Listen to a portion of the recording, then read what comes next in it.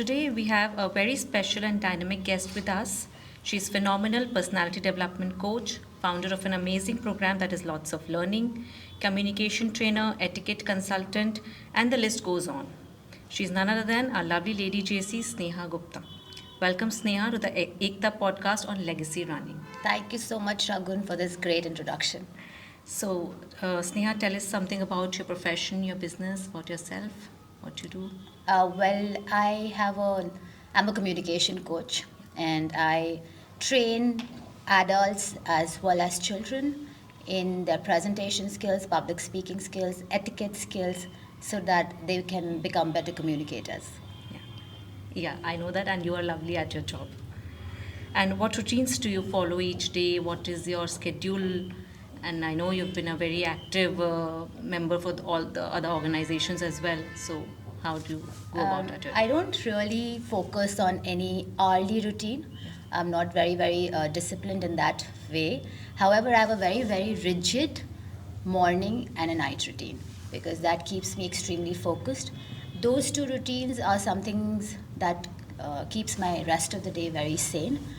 I do take out the time over the last 12 years of being married. I have learned that it's important to take out time for everything. Yeah. So within my routine, I do take out time for family, for work, and for myself. That's great. So, Sneha, tell us the hardest part of being an entrepreneur or starting your own thing. Uh, so far the hardest part has been that you have to show up every day. You cannot quit and say that you cannot write a mail to your boss saying I'm not coming today. And the other technically, while building this whole entrepreneurial journey, my toughest and hardest part was to build a good team. I think that would have definitely escalated where I am today. Otherwise, everything has been a great learning. I did go through a lot of challenges, but these two were the most hardest part. Yeah. So, tell us, share some of your learning experiences in your journey. Lots of experiences because it has been a decade that I started lots of learning. I was a financial treasurer in ICICI Bank almost 15 years ago. I did get my professionalism, whatever I learned in the corporate world here, but building your own business is a different ball game altogether. Three learnings that I can think of. Number one is putting yourself out there. Don't shy yourself from saying that my work is going to speak for myself. That's a very good thing, but you also have to speak about your work out there. Number two, you need to also realize that entrepreneurship is also constant changes. So you have to constantly keep upgrading, updating yourself as well as the programs, whether it is a product or a service. And thirdly, most importantly, capture the online platform that is out there. Yeah. Well, if you're doing what you're doing, especially for women out there, if you're doing what you're doing and if it's very good and you're very happy doing it in a small geographical location, for example Kanpur, which is fantastic, but you have a whole ocean out there. Yeah. And you should not stop. So that has been my greatest learning. And my first half of the decade was only about Kanpur, but now we have clients across the world. Okay. We have clients from United States, Middle East, Sri Lanka, You're doing Singapore. online things. Yeah, a lot of online services as well. Okay. So that has been my greatest learning. That's nice. So, how did you get this idea of lots of learning and how did you start this? So it's a very funny story. I knew I was always very good with mathematics, and which is why I chose mathematics honors and finance, and I went into treasury, and I was very happy working in Bombay. However, I wasn't very happy internally, and I knew that this is not something I wanted to do all my life.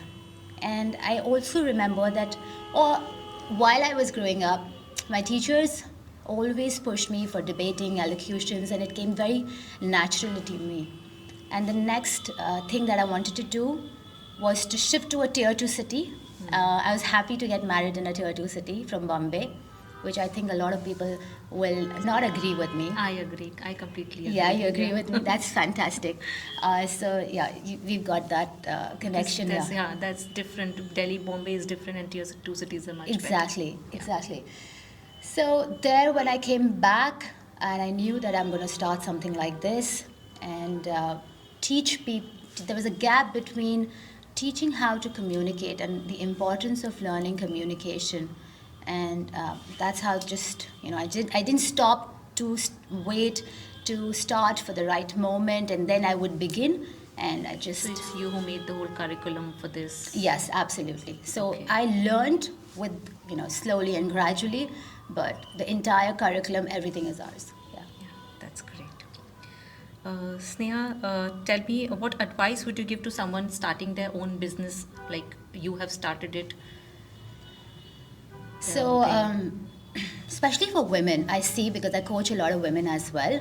My one of the biggest and advice and what I sense in women is there's a fear to start. Yeah, A lot I of women absolutely agree. want to start Yeah. and they're ready to start, but there's always this fear of starting. Yeah. So with a lot of my women clients as well, and this is something which is true across the world. It's not just now that I deal with everyone, not just in India. So I realized that there's this constant imposter syndrome that I'm not good enough yet. So my one advice, especially to women out there, if you want to start anything, you just start. Don't wait for the perfect That's moment. so true. Everybody, I think everyone knows it, but then there is inside a hitch is there always. Even I can. And you can learn from my story. I was a complete banker, and here I am, a communication coach, and I learned the ropes of everything gradually, right? I was there. I was constantly there. I was ready to change myself. I was ready to update myself, and I kept learning everything. Didn't shy away from telling myself that I don't know, but also I didn't shy from saying that I'm going to be out there. I'm going to put myself out there, no matter how, slowly but be gradually. confident and just go for it. Just go for it. You'll make mistakes, but that's okay. Your goal is there, and your process can keep changing. But have a goal that I want to do it, and you should do it. Okay.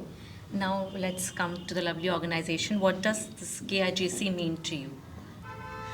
KIGC was the first social organization I joined when I came to Kanpur. I was new to Kanpur, and my friends, our friends Sudeep and Mudra, they made us join this organization. And so I have a lot of good memories and great friends and good bonding. So KIGC reminds me of my first amazing people I met in Kanpur. And how did this organization help you evolve personally, professionally? Were there any? I made a lot of friends, and networking is key. So Yeah. I think that helped me professionally also, personally also, especially because I was a new person in the city. And you made friends also in the organization? Yes, I did. Great people, and I have great bonding with lots of people out here. Okay, because of the organization. That's what Absolutely. yeah. And you have been the senior member now of the organization. Supposedly, yes. So, what kind of projects and activities you look forward to in this organization now? The organization is doing fantastic. I think they do. I really admire the organization's family projects. I also especially admire the community projects that they do. And since the time that I have joined to now, the community projects have evolved beautifully. The recent children's park Yeah, that was that built, is- yeah. I cross that every single day, and I always feel so proud when I see children in morning, So evening true. playing out there. Every time there are people, there are kids out there. Yeah, That- so that is that lovely, is yeah. really empowered. So that should keep going and keep getting better. And what is the one thing you wish that happens in KIGC now? I think the organization itself is doing fabulous, and over the period of time, each leadership has brought fantastic projects. However, if I still had to suggest one thing, it would be if we could bring in more projects which would empower women, because you have fantastic pool of women. You can mobilize their energy into doing what they also want to do and evolve in their life, maybe towards their work life, Yeah. professional life.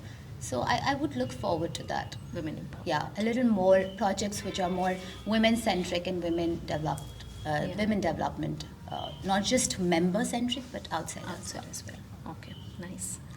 And how do you think that JCs has evolved over time since you're Like I just long said, time? fantastically evolved, and such new members. Like the next leadership is going to be taken up by Pragya and Pranit. They are Yeah. new members, but how beautifully they have adapted the organization. Community projects are going great. So I have seen the organization evolved from some really amazing people, legendary people are still there guiding, and new people are as well coming. So it's a great combination. Yeah, it's a great combination. I think organization is going to do very well. And what advice will you give to people like who are the prospective members, coming members, the new members, or the current members? If you want to give an advice to those people. Make the most out of the organization, be a part of the organization. It's a great platform to make friends, network, grow professionally and personally. Networking and growth. Yes. Yeah, that's what your take on this is. Absolutely. So thank you so much, Sneha. It was very lovely talking to you. It was my pleasure. Thank you, Shagun, for having me. Thank you.